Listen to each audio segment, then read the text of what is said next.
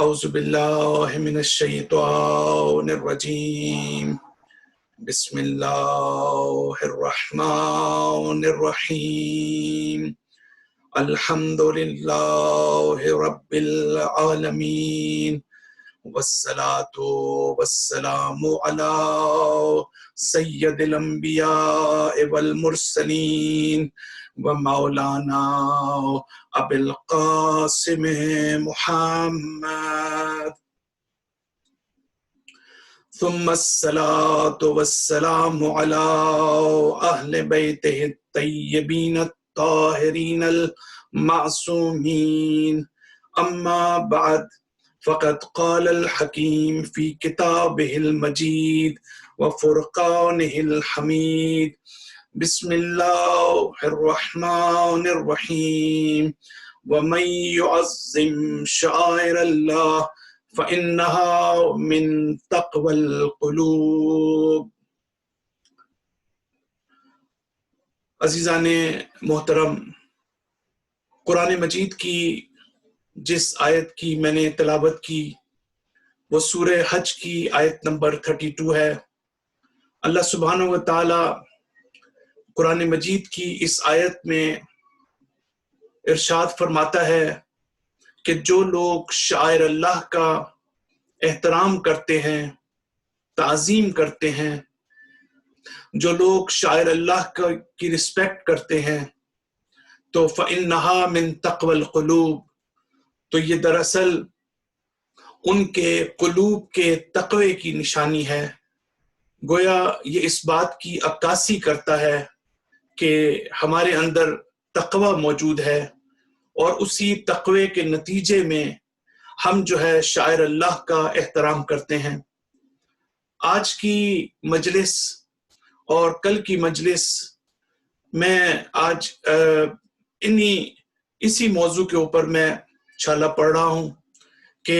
شاعر اللہ پر گفتگو ہوگی، اور اس کے جو مختلف پہلو ہیں، شاعر اللہ کو رسپیکٹ دینا، احترام کرنا، اس کا کیا مطلب ہے۔ انشاءاللہ آپ حضرات کی توجہ ان جو کنٹینٹس اس مجلس کے ہیں اور کل کی مجلس کے، ان پر آپ کی توجہ رہے گی، کیونکہ یہ وہ نقطہ ہے، یہ وہ عنوان ہے، یہ وہ ٹاپک ہے جس کا براہ راست تعلق جو ہے ہماری کمیونٹیز سے ہے، ہماری عبادات سے ہے، ہماری دینداری سے ہے، اور ہماری ریلیجیوسٹی سے ہے۔ لہٰذا ہماری اسپریچول ڈیولپمنٹ، ہماری مورل اور ایتھیکل ڈیولپمنٹ بھی اسی بات پر موقوف ہے۔ لہٰذا میں نے اس موضوع کا انتخاب اس لیے کیا تاکہ جو مسکنسیپشنز اس حوالے سے موجود ہیں یا جن پہلوؤں پر ہمیں غور کرنے کی ضرورت ہے، ہم جو ہے اس پر غور کر سکیں ان مجالس کے توسط سے، خاص طور پر جو آج کی اور کل کی مجلس ہے کہ جس میں شاعر اللہ کی بات کروں گا۔ کہ قرآن مجید میں اللہ تعالیٰ یہ فرماتا ہے کہ شاعر اللہ کا تم احترام کرو۔ قرآن کی 2 یا 3 آیات کے اندر جو ہے یہ شاعر اللہ کا لفظ استعمال ہوا ہے۔ تو یہ عربی کا شاعر اللہ، اس کا کیا مطلب ہے؟ اس کا مطلب ہے علامت، اس کا مطلب ہے جو ہے وہ سمبل، یعنی جن چیزوں کو اللہ تعالیٰ شاعر اللہ قرار دیتا ہے وہ علامت ہیں اس بات کی کہ اس سے انسان جو ہے وہ یاد خدا کی طرف متوجہ ہو۔ ریممبرنس آف گاڈ جو ہے اس میں بڑا ڈیسائسو رول پلے کرتی ہے۔ بہت ہمارے لیے امپورٹنٹ ہے اس بات کو سمجھنا کہ شاعر اللہ، چاہے اس کا تعلق دین سے ہو، یعنی شاعر اللہ جو ہے وہ پورے یعنی دین، تمام مسلمانوں میں جو شاعر اللہ ہیں، جو علامات ہیں، اور جو مخصوصاً مثال کے طور پر مکتب تشیع کہ جس کو ہم شاعر حسینی کہتے ہیں، اور میرا شاید فوکس بھی زیادہ تر اس پر ہو کہ جو امام حسین علیہ السلام کی یاد میں جب ہم عزاداری کرتے ہیں، جب ہم جلوس نکالتے ہیں، جب ہم ماتم کرتے ہیں، جب ہم غم مناتے ہیں، تو ان تمام چیزوں میں جو شاعر اللہ انوالو ہیں، جن کو ہم کہتے ہیں کہ یہ جو ہے وہ علامات ہیں، تو اس میں بہت ضروری ہے اس بات کو سمجھنا کہ اللہ تعالیٰ کی یاد کی طرف متوجہ کر دے۔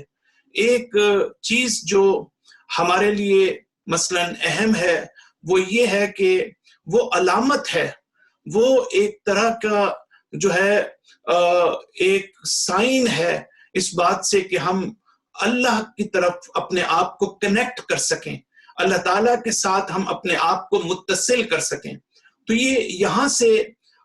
جب ہم گفتگو کا آغاز کرتے ہیں تو شاعر اللہ جو ہیں وہ دو قسم کے ہوتے ہیں۔ ایک شاعر اللہ جو ہے اس کو تکوینی کہتے ہیں، اور ایک شاعر اللہ جو ہے اس کو تشریعی کہتے ہیں۔ تکوینی شاعر اللہ سے مراد یہ ہے کہ یہ کائنات میں جو چیز بھی آپ کو نظر آتی ہے، جو آپ کو درخت ہیں، پہاڑ ہیں،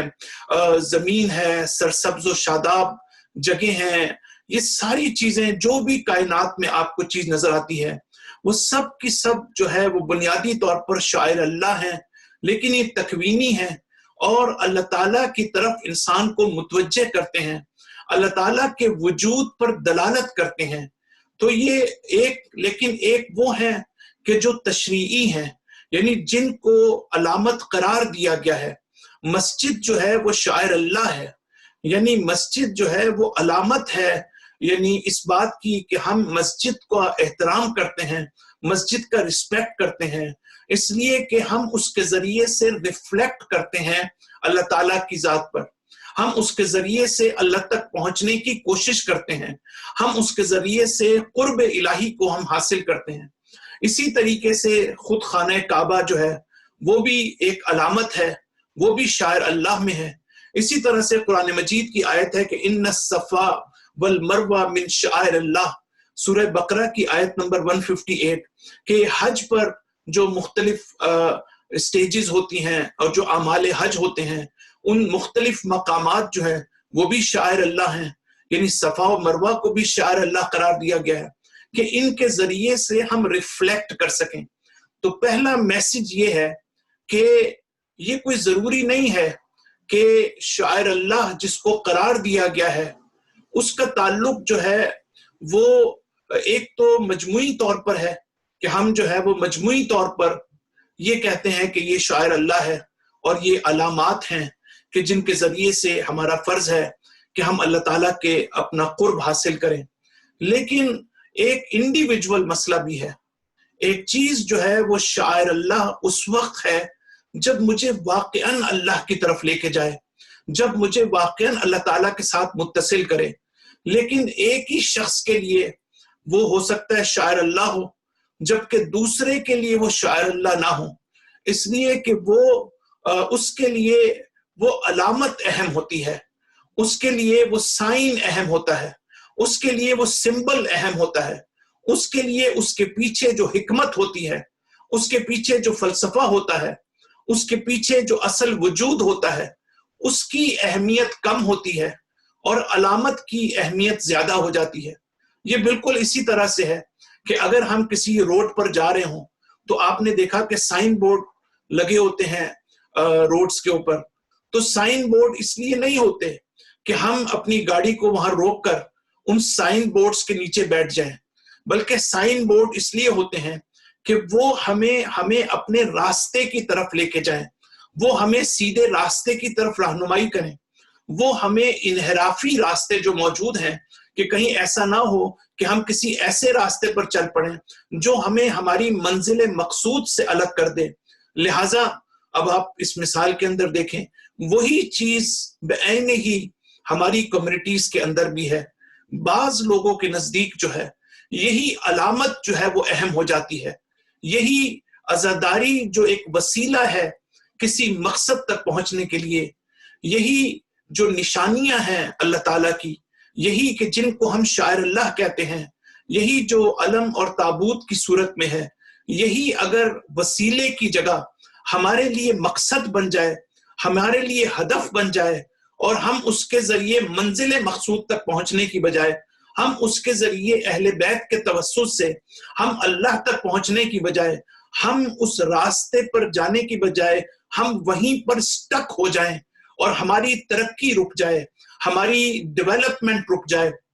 हमारा जो तरक्की का जो रूहानी और मानवी तरक्की है, अगर ये हमें रोक रही हो, तो इसका मतलब ये है ये किसी दूसरे शख्स के लिए शायर अल्लाह हो सकता है, इसलिए कि उसको यही अलामात जो हैं, यही जिसको हम शायर अल्लाह कहते हैं, यही उस शख्स को याद खुदा में मुब्तला कर रहा है, याद खुदा की तरफ मुतवज्जे कर रहा है। लेकिन दूसरे शख्स के लिए हो सकता है कि असलन खुदा से उसको कनेक्ट ही ना करता हो, अहले बैत के साथ उसको कनेक्ट ही ना करता हो। तो ये एक नुक्ता कि जिसकी तरफ जो है वो इस मसले को समझना हमारे लिए बहुत जरूरी है जब हम शायर अल्लाह की बात करते हैं। आप देखें, जो ममालिक के परचम होते हैं, ये जो फ्लैग होता है किसी मुल्क का, इसको मुख्तलिफ खास दिनों में हर मुल्क में जो फौजें हैं अपने परचम को अहमियत देती हैं, अपने परचम को जो है वो सलामी देती हैं, उनका एहतराम करती हैं। लेकिन वो एहतराम दरअसल उसके पीछे जो हकीकत है, उसके पीछे जो ममलिकत है, उसके पीछे जो अजमत है, उसके पीछे जो बुजुर्गी है और उसके पीछे जो अहमियत है, वो उसको सलामी देते हैं, वो उसका एहतराम करते हैं। लिहाजा इस हवाले से जो है वो हमारे लिए बहुत जरूरी है इस बात को समझना कि पहला नुक्ता ये कि शायर अल्लाह एक अहम हकीकत है, इसको समझना चाहिए। हर पूरी कायनात शायर अल्लाह है, हर जगह पर अल्लाह ताला की अलामात मौजूद हैं, हर जगह पर अल्लाह ताला की निशानियां मौजूद हैं। अल्लाह ताला कहता है कि सनुरीहिम आयातना फिल आफाक, कि हम तुम्हें बहुत जल्द अपनी निशानियां दिखाएंगे इस आफाक में, इस कायनात में, ताकि तुम इन निशानियों के जरिए से तुम मुझ तक पहुंच सको। तो ये निशानियां इसलिए कि ताकि जो है हम अल्लाह तक जो है वो हम पहुंच सकें। तो शायर अल्लाह के हवाले से ये नुक्ता,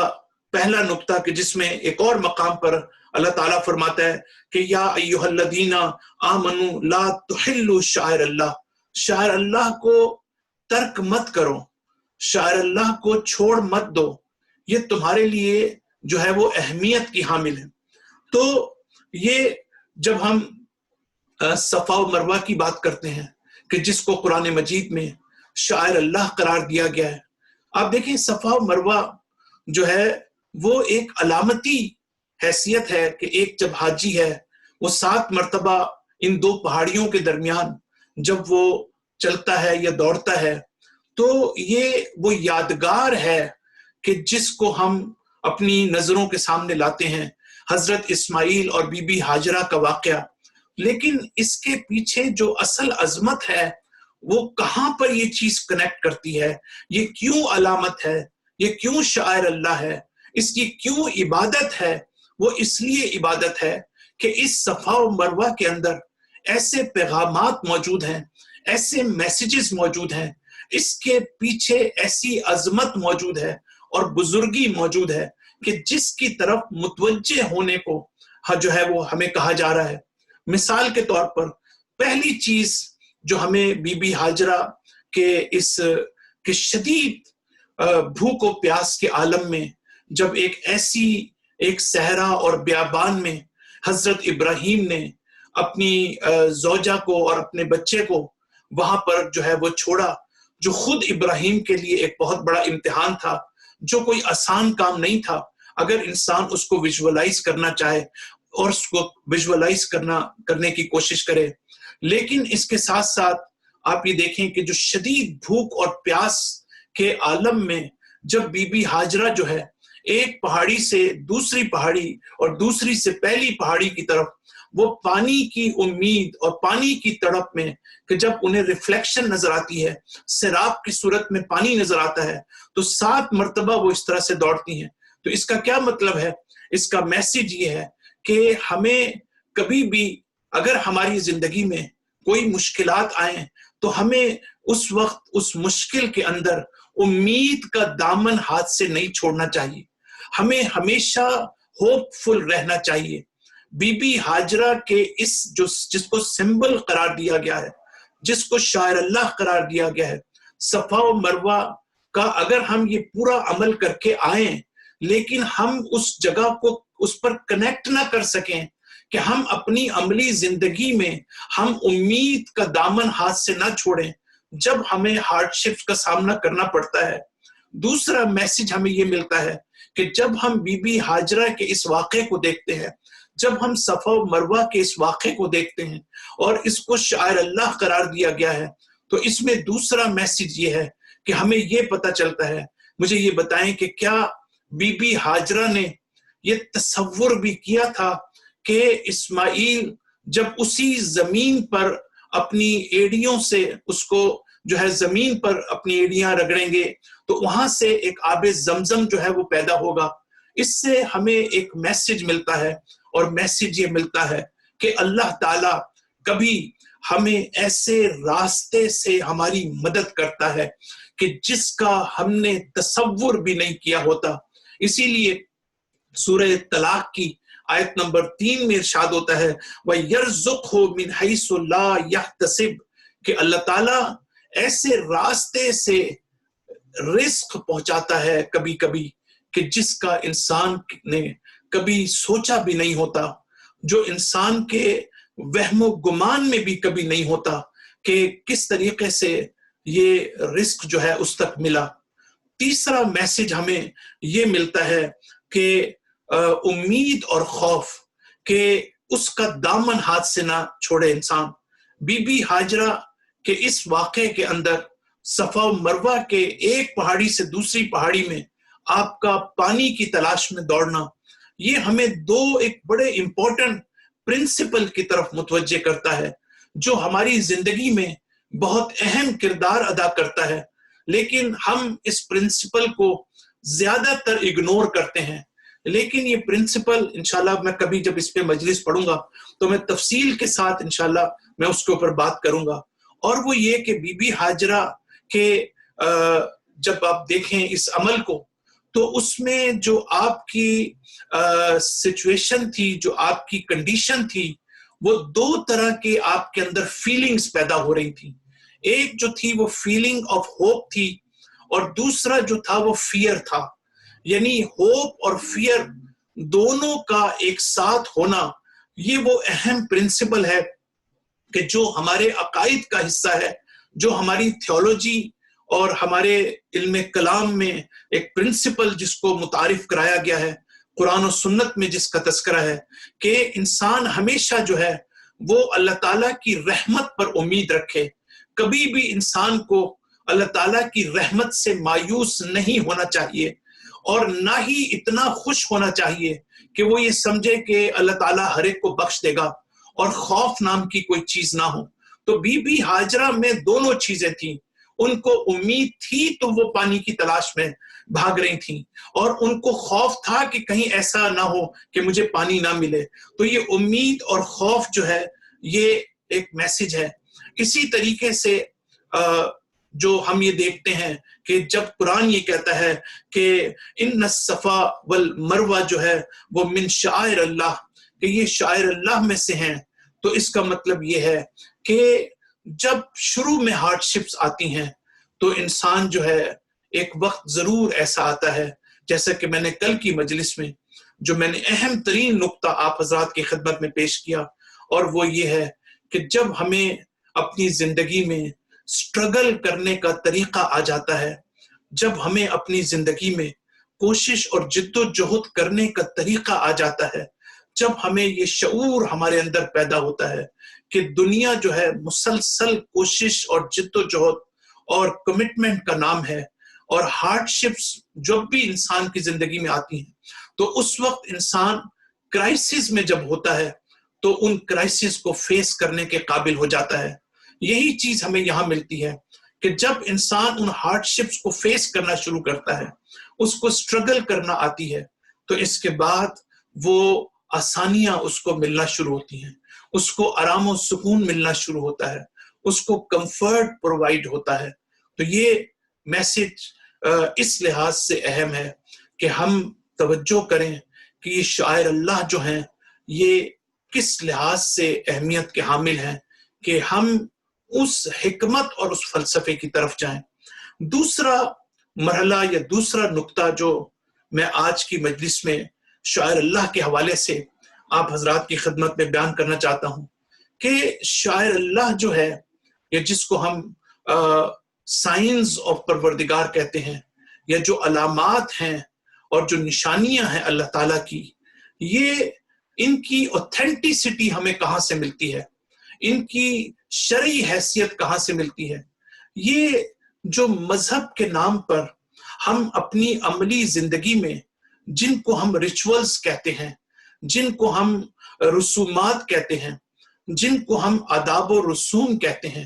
ظاہر ہے کہ آپ کو معلوم ہے کہ ایک چیز ہے جس کا تعلق عقائد سے ہے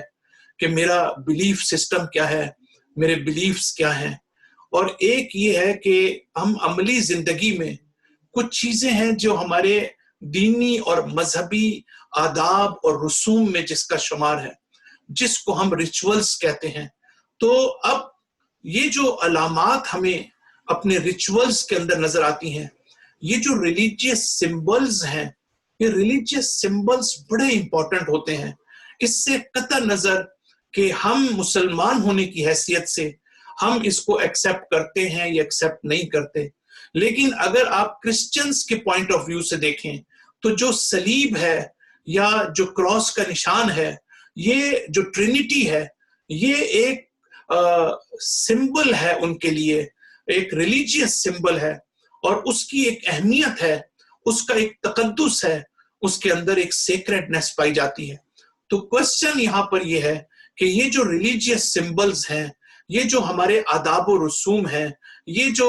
جس کو ہم مذہبی رسومات کہتے ہیں، یہ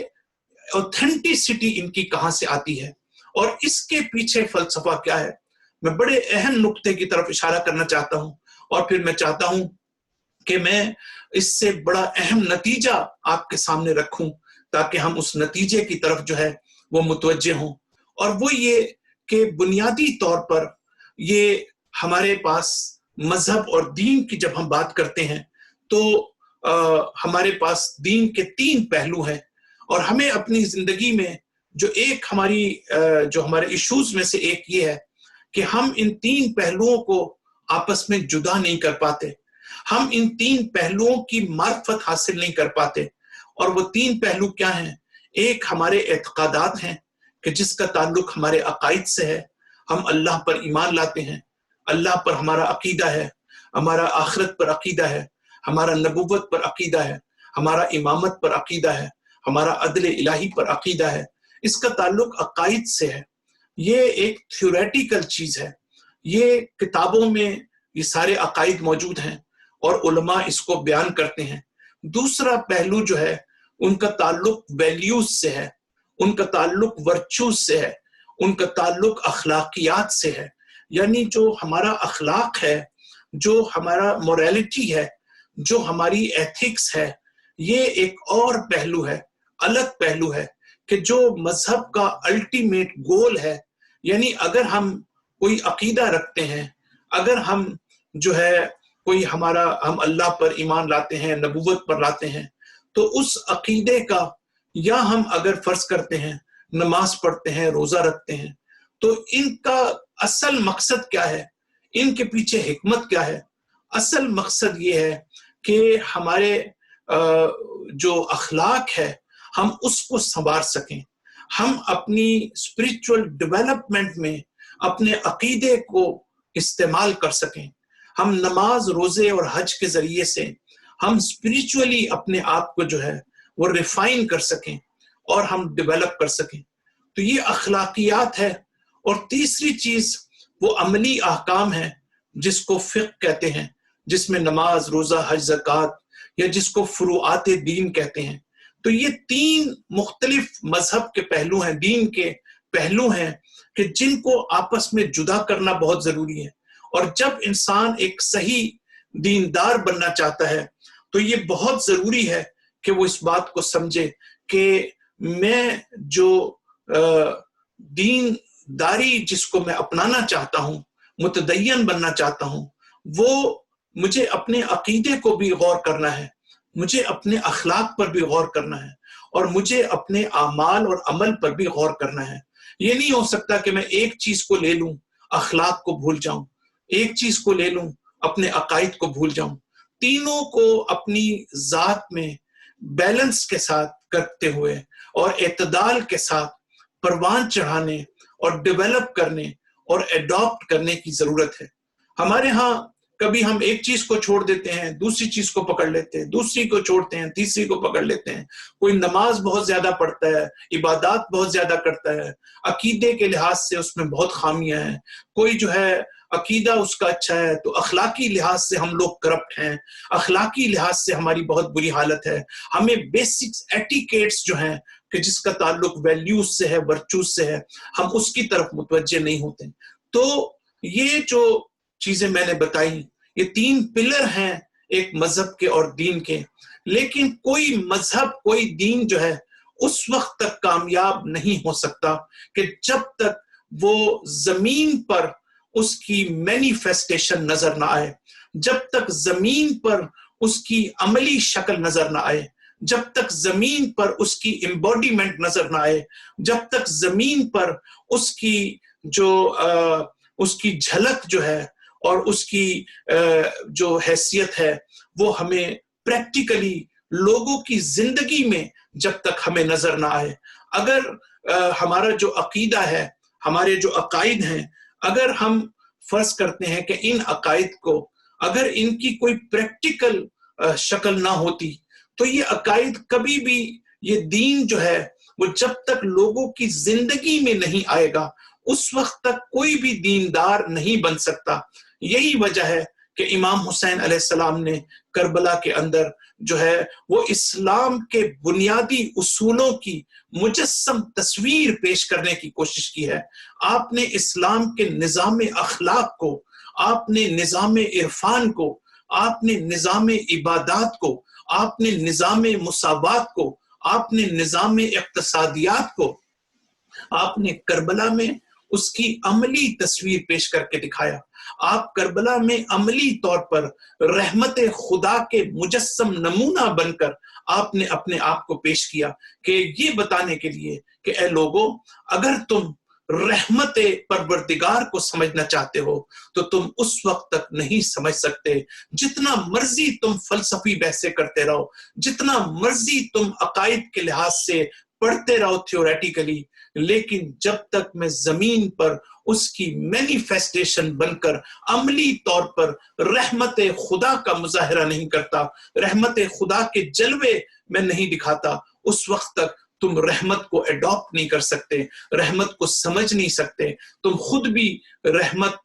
تمہارے دل میں رحم دلی کا جذبہ جو ہے وہ پیدا نہیں ہو سکتا۔ تو اسی طریقے سے جو عملی پہلو ہے دین کا، اس کا تعلق ہے آداب و رسوم سے، اس کا تعلق ہے شاعر اللہ سے۔ تو یہ شاعر اللہ حاصل کہاں سے ہوتے ہیں؟ یہ شاعر اللہ جو ہے یہ ان عقائد اور اعتقادات اور اس اخلاقیات اور اس فقہی احکام اس کے بطن سے ہمیں حاصل ہوتے ہیں، ان کے اندر سے یہ نکلتے ہیں کہ جو اس کے بعد ہر ایک اپنے کلچر کے اعتبار سے، ہر ایک اپنے جو اس کی اپنی سوشل نارمز ہیں، سوشل ریالٹیز ہیں، یہ بھی نقطہ بڑا امپورٹنٹ ہے کہ جس پر توجہ رکھنے کی ضرورت ہے۔ اور وہ یہ کہ دین کی مثال اس صاف اور شفاف پانی کی طرح ہے کہ جب وہ پانی جب تک زمین پر نہیں گرتا اس وقت تک وہ صاف اور شفاف ہوتا ہے، لیکن جب زمین پر گرتا ہے، جس جگہ پر یہ پانی گرتا ہے اس جگہ کا رنگ اختیار کرتا ہے، اس میں رنگ جاتا ہے۔ اسی طرح جب دین اور جب وحی جب یہ لوگوں تک پہنچتی ہے تو لوگوں کا اپنا کلچر ہے، اپنے نارمز ہیں، اپنی اجتماعیات ہیں، اپنی سوشلائزیشن ہیں، اپنی پریفرنسز ہیں۔ تو دین کو ایڈاپٹ کرنے میں ہر ایک نے اپنے رنگ میں اس دین کو رنگنے کی کوشش کی ہے۔ آپ اگر عزاداری کا مسئلہ لے لیں تو آپ عزاداری کے اندر بھی آپ یہ دیکھیں گے کہ عزاداری جو ہے وہ اگر آپ ایران میں چلے جائیں اس کا کچھ اور رنگ ہے، اگر آپ عراق میں چلے جائیں اس کا رنگ کچھ اور ہے، اگر آپ بر صغیر میں چلے جائیں تو اس کا رنگ کچھ اور ہے۔ جو بر صغیر کی عزاداری ہے اس کا تعلق ہمارے عمومی کلچر سے ہے، اس کا تعلق ہماری عمومی سوشل ریالٹی سے ہے، اسی طرح ایران ہے، اسی طرح وہ ہے۔ لہٰذا جو ہماری ذمہ داری ہے، جو چیز ہم نہیں جدا کر سکتے، وہ یہ ہے کہ کتنے پرسنٹ کلچرل چیزیں ہمارے اس میں موجود ہیں اور کتنی حقیقی ریلیجیس موجود ہیں۔ مذہب کو کلچر سے الگ کرنا جو ہے، یہ ہمارے لیے ایک امپورٹنٹ چیز ہے کہ جس پر ہمیں غور کرنے کی ضرورت ہے۔ تو جو دین کی اصل ہویت ہے، جو دین کی اصل آئیڈینٹی ہے، یہ جو میں لفظ آئیڈینٹی استعمال کر رہا ہوں، جو دین کی حقیقت ہے، جو دین کی ماہیت ہے، اس کی مینیفیسٹیشن جو ہے وہ شاعر اللہ کی صورت میں ہے، وہ اللہ تعالیٰ کے یہ جو سمبلز ہیں، جو علامات ہیں، اس کی صورت میں، ہمارے آداب و رسوم کی صورت میں ہمارے سامنے جو ہے وہ یہ چیزیں موجود ہیں۔ تو آپ یہ دیکھیں کہ جب ہم شاعر حسینی کی بات کرتے ہیں تو شاعر حسینی کا بھی مطلب یہی ہے کہ امام حسین علیہ السلام کی آپ دیکھیں کہ یہ جو جذباتی رخ ہوتا ہے، یہ جو ایموشنل رخ ہوتا ہے، امام حسین علیہ السلام نے ہر جگہ پر انٹلیکچولی لوگوں کو ایڈریس نہیں کیا ہے، بلکہ آپ کا زیادہ تر خطاب جو ہے وہ مدینہ سے مکہ اور مکہ سے کربلا اور پھر وہاں تک آپ کے جو بھی خطبات ہیں، کلمات ہیں جو آپ کی زبان مبارک سے ادا ہوتے ہیں، اس میں آپ دیکھیں کہ جو ایموشنل رخ ہے، جس کا تعلق ہماری فیلنگ سے ہے، جس کا تعلق ہمارے جذبات سے ہے، جس کا تعلق ہمارے سینٹیمنٹ سے ہے، اس میں بہت زیادہ شدت پائی جاتی ہے۔ کیا آپ نے کبھی سنا کہ ہم شاعر امیر المومنین کا لفظ استعمال کرتے ہوں، کسی اور امام کے ساتھ ہم شاعر اللہ کی بات کرتے ہوں؟ بلکہ تمام ائمہ جو ہیں وہ صرف عزاداری امام حسین کی بات کرتے ہیں، اس لیے کہ امام حسین علیہ السلام سے جو منسوب، جو مربوط، جو رسومات ہیں یا جو شاعر اللہ ہیں، اس کی اہمیت ہے۔ کربلا کے میدان میں اگر ہم اسلام کے اثار اور قربانی کے جذبے کو دیکھنا چاہتے ہیں تو تھیوریٹیکلی اور چیز ہے، امام حسین نے، ابو الفضل العباس نے کس طرح سے ایثار اور وفا کا کردار ادا کیا، اس کی مینیفیسٹیشن ہمیں نظر آتی ہے۔ جون نامی غلام جو ہے، اس کی مینیفیسٹیشن ہمیں نظر آتی ہے۔ تو اس لحاظ سے ہم یہ دیکھتے ہیں کہ جب اعتقادات کے بطن سے، جب اخلاقیات کے بطن سے، یعنی اس کے اندر سے جب یہ ساری چیزیں نکلتی ہیں کہ جن کو شاعر اللہ کہتے ہیں، اگر ہم اسپیسیفک سینس میں دیکھیں کہ جس کو ہم جو ہے عزاداری کہتے ہیں، تو اس میں آپ یہ دیکھیں کہ سب سے امپورٹنٹ بات اس میں یہ آتی ہے کہ جہاں سے یہ ساری چیزیں آ رہی ہیں وہ ہمارے اعتقادات ہیں، وہ ہمارے اخلاقیات ہیں، وہ ہمارے پریکٹیکل جو عمل ہے ہمارا، نماز، روزہ، حج، زکوٰۃ، اس سے اس کا تعلق ہے۔ تو اس کا مطلب یہ ہے کہ دین کے نام پر ہم جو بھی آداب و رسوم ہیں، جو بھی ہم شاعر اللہ ہیں جن کو ہم سمجھتے ہیں، تو ان کو جو ہے اس کے پیچھے جو مقصدیت موجود ہے، اس مقصدیت کو جو ہے فلفل کرنا بہت ضروری ہے، اس کو ایڈریس کرنا جو ہے بہت ضروری ہے۔ لہٰذا اس لحاظ سے اس بات کی بہت زیادہ اہمیت ہے کہ فرض کرتے ہیں کہ جہاں سے یہ ساری چیزیں آئی ہیں، جہاں سے یہ شاعر حسینی آئے ہیں، وہ اس کا اصل مقصد کیا ہے؟ محرم الحرام میں اس کا مقصد یہ ہے کہ ہم جو ہے اس کے ذریعے سے ہمارے عقائد مضبوط ہوں، اس کے ذریعے سے ہمارا اخلاقیات مضبوط ہو، اس کے ذریعے سے ہماری دین کا جو عملی پہلو ہے وہ جو ہے اس کو مضبوط ہونا چاہیے۔ اب یہ شاعر اللہ جو ہے یہ ڈیپینڈ کرتا ہے یہ کس کے ہاتھ میں چلے جاتے ہیں۔ اگر یہی شاعر اللہ جو ہے کسی ایسے افراد کے ہاتھ میں چلے جائیں کہ جن کو دین کے بنیادی اصولوں کا نہیں پتا، جن کو زمان و مکان کا نہیں پتا، جن کو ٹائم اینڈ سپیس کا نہیں پتا، جن کو زمانے کے حالات کا نہیں پتا، جن کو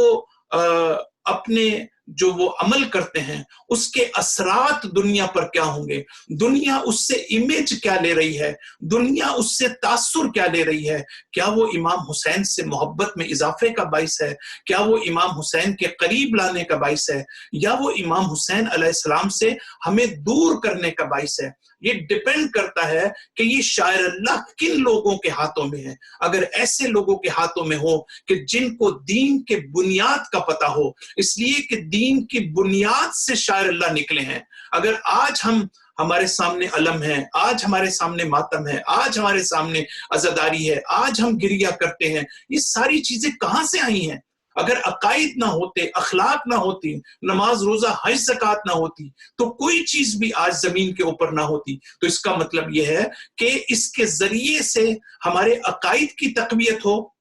हमारे अखलाक की तकवीयत हो, और हमारे अमल और डीड्स जो हैं उनकी तकवीयत का बाइस हो। लेकिन अगर ऐसे अफराद के हाथ में हो कि जिनको इससे कोई गरज नहीं हो कि दीन का असल मकसद क्या है, दीन के बुनियादें क्या हैं, अखलाकियात से उनका कोई ताल्लुक ना हो, और यही वजह है कि हम ये देखते हैं कि प्रैक्टिकली बाज लोग जो हैं बहुत ज्यादा, उनसे बड़ा अज़ादार हमें कोई नजर नहीं आता, उनसे बड़ा गम, इमाम हुसैन अलैहिस्सलाम के गम में आंसू बहाने वाला हमें नजर नहीं आता। लेकिन आप यकीन करें, मैं अपने तजुर्बे की रोशनी में, अपने प्रैक्टिकल एक्सपीरियंस की रोशनी में, जो काउंसलिंग की सूरत में मुझे करना पड़ता है, इतना दुख होता है कि हम देखते हैं कि यही अफराद जो हैं उनको बेसिक अखलाकियात, जब फैमिली के साथ उनकी इंटरेक्शन को देखते हैं, जब हम उनकी जबान को देखते हैं, जब हम उनके अखलाक को देखते हैं, तो यकीन नहीं आता कि क्या ये वही शख्स है जो मुहर्रम में अज़ादारी इमाम हुसैन अलैहिस्सलाम में बढ़ चढ़कर हिस्सा ले रहा है। असल यकीन नहीं आता कि क्या ये वही शख्स है कि जो मसाइब इमाम हुसैन में जिसका सबसे ज्यादा गिरिया बुलंद होता था, क्या ये वही शख्स है जो सबसे ज्यादा शिद्दत के साथ मातम कर रहा है। तो इसका मतलब ये हुआ कि ये जो शायर अल्लाह है, इसका मकसद ये है कि हमारे अकायद मुस्तहकम हो, इसके जरिए हमारा अखलाक मुस्तहकम हो, हमारा किरदार मुस्तहकम हो। देखने वाले जो मुसलमान दुनिया है उसमें अहले बैत के मानने वालों और अहले बैत को मानने ना मानने वालों या उनको फॉलो ना करने वालों के दरमियान एक बुनियादी फर्क जो है वो होना बहुत जरूरी है। इसीलिए इमाम रिजा अलैहिस्सलाम फरमाते हैं कि ला इलाहा इल्लल्लाह हिस्नी मन दखला हिस्नी आमना मिन अजाबी, के ला इलाहा इल्लल्लाह, अल्लाह कहते हैं कि ये किला है मेरा, जो इसमें दाखिल हो जाएगा वो मेरे अजाब से जो है वो निजात पा जाएगा। लेकिन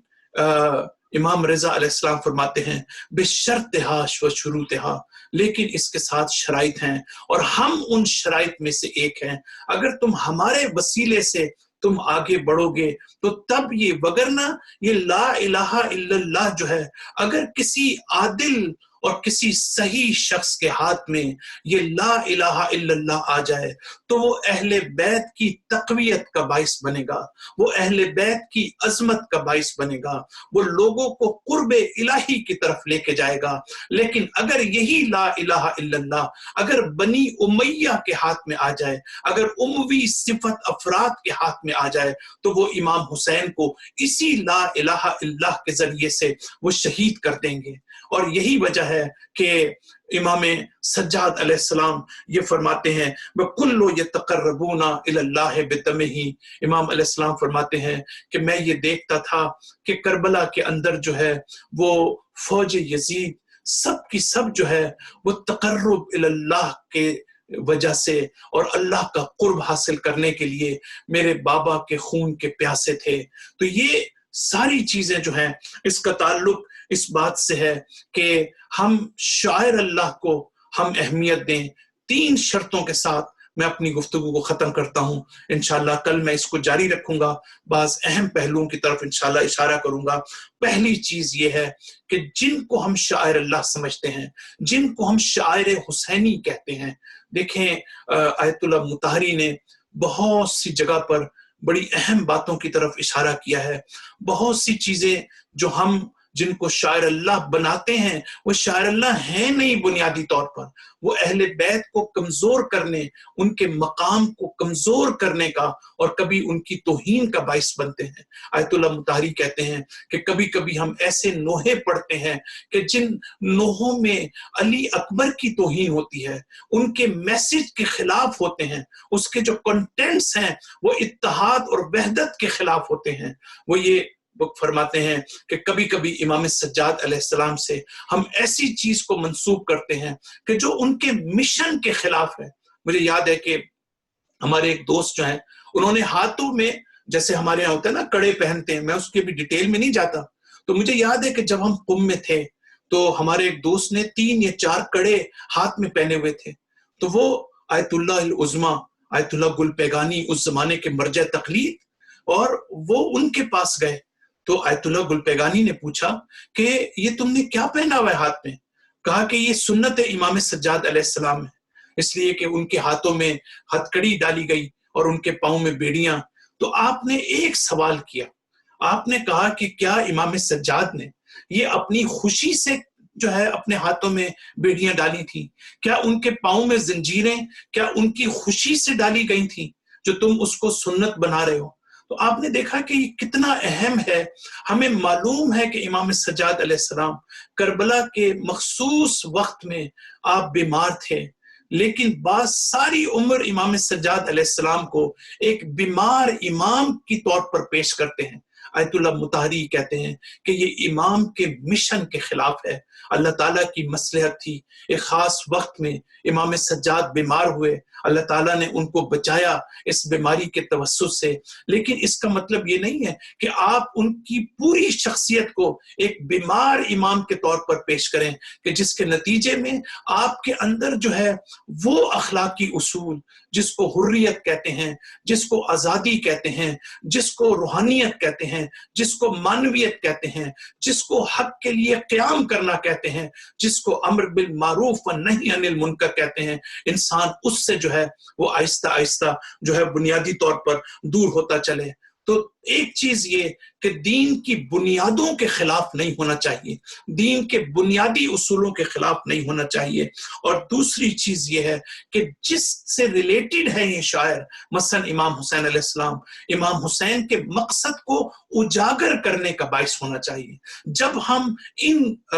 مذہبی شاعر اللہ کا احترام کرتے ہیں، جب ہم عزاداری کرتے ہیں، جب ہم غم مناتے ہیں امام حسین علیہ السلام کا، تو یہ امام حسین کے مقصد کو آگے بڑھانے کا باعث بننا چاہیے۔ کیا ہم ان حوالے سے گفتگو کرتے ہیں یا نہیں کرتے؟ انشاءاللہ گفتگو کو میں آگے بڑھاؤں گا اپنی کل کی مجلس میں، اور کچھ اہم باتیں ہیں جو مجھے اس حوالے سے آپ کو کرنی ہے۔ انشاءاللہ خدا بند متعال آپ کو سوائے غم حسین کے کسی غم میں آپ کو نہ رلائے۔ محرم کی پہلی تاریخ ہے، اور تاریخ یہ بتاتی ہے کہ امام سجاد علیہ السلام جب بھی محرم کا چاند دیکھتے تھے تو آپ بہت گریہ کیا کرتے تھے۔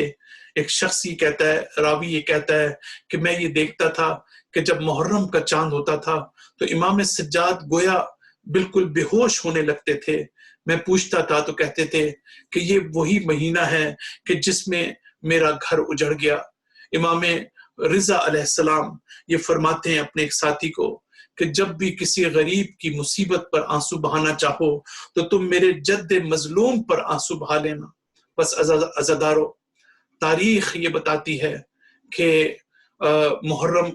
شروع ہونے سے 1-2 دن پہلے امام حسین علیہ السلام کس طریقے سے مدینہ سے رخصت ہوتے ہیں۔ مدینہ سے امام حسین علیہ السلام کی جو روانگی ہے وہ بہت ہی دردناک ہے۔ امام حسین علیہ السلام کے لیے اپنے نانا کے مدینے کو چھوڑنا کوئی آسان کام نہیں تھا۔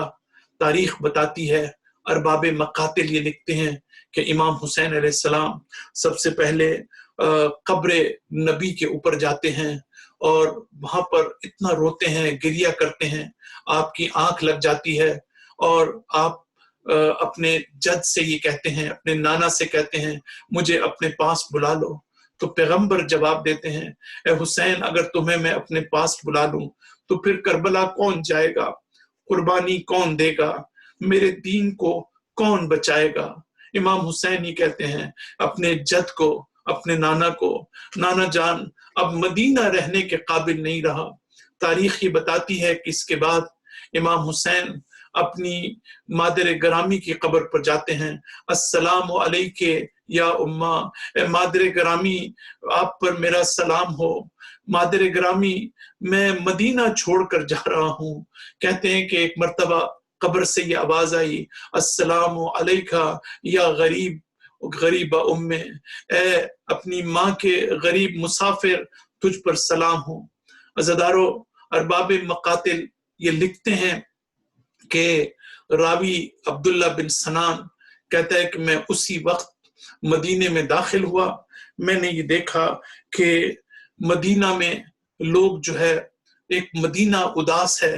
ہر چہرہ پریشان ہے، ہر چہرہ غمگین ہے۔ میں نے پوچھا کہ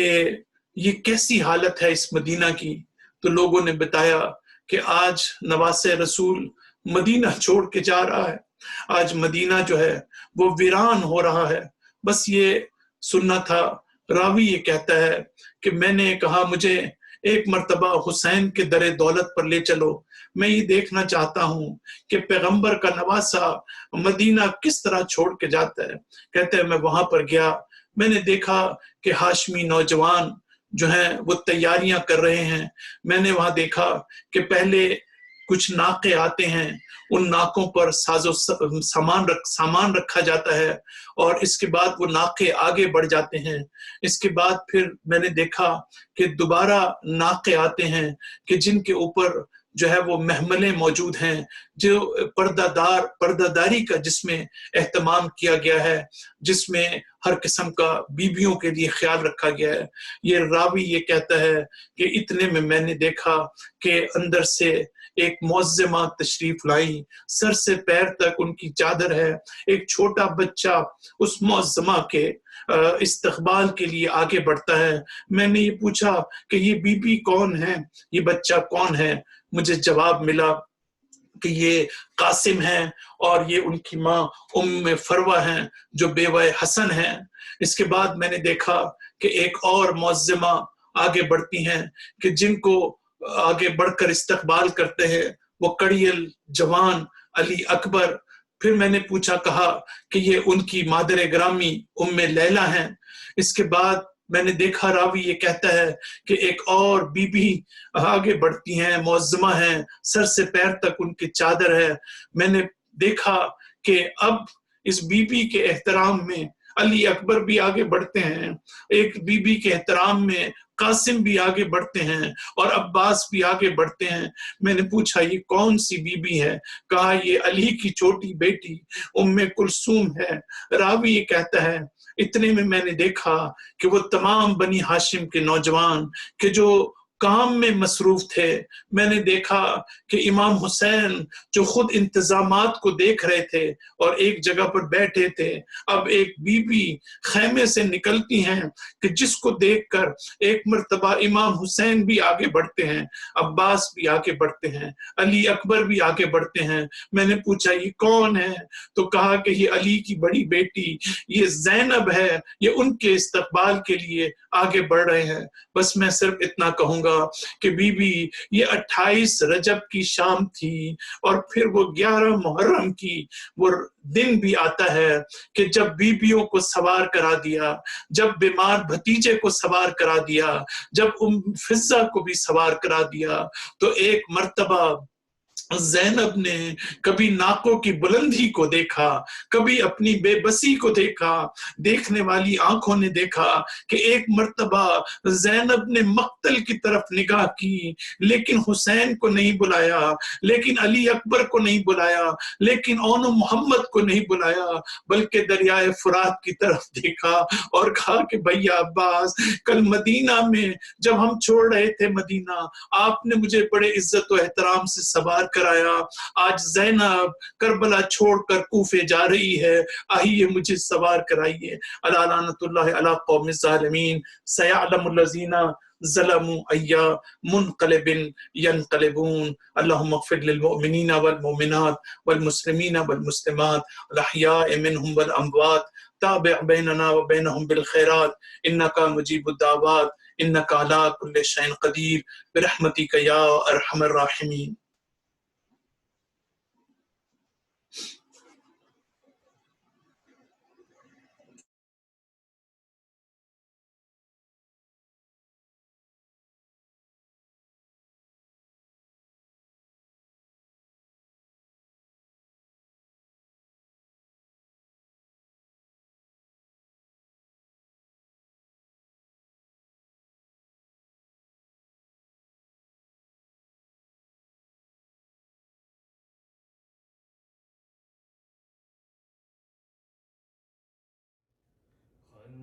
خنجروں تیروں سے نہ ہے اور تنے شبیر ہے. خنجروں تیروں سے نہ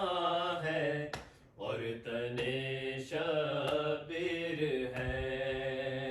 خنجروں تیروں سے نہ ہے اور تنے شبیر ہے. اللہ اللہ بس خطا یہ ہے کہ بے تقصیر ہے. اللہ اللہ بس خطا یہ ہے کہ بے تقصیر ہے. خنجروں تیروں سے نہ ہے اور تنے شبیر ہے. خنجروں تیروں سے نہ ہے اور تنے شبیر ہے.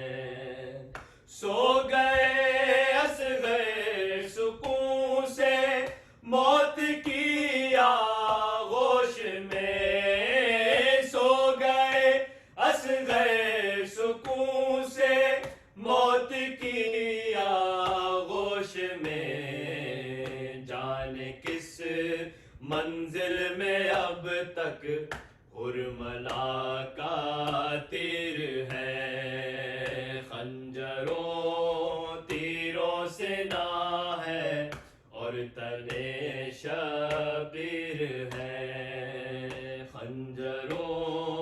تیروں سے نہ ہے اور تنے شبیر ہے. کربلا کی خاک سے اٹھتے کہاں ماں کے قدم. کربلا کی خاک سے اٹھتے کہاں ماں کے قدم. ان بیان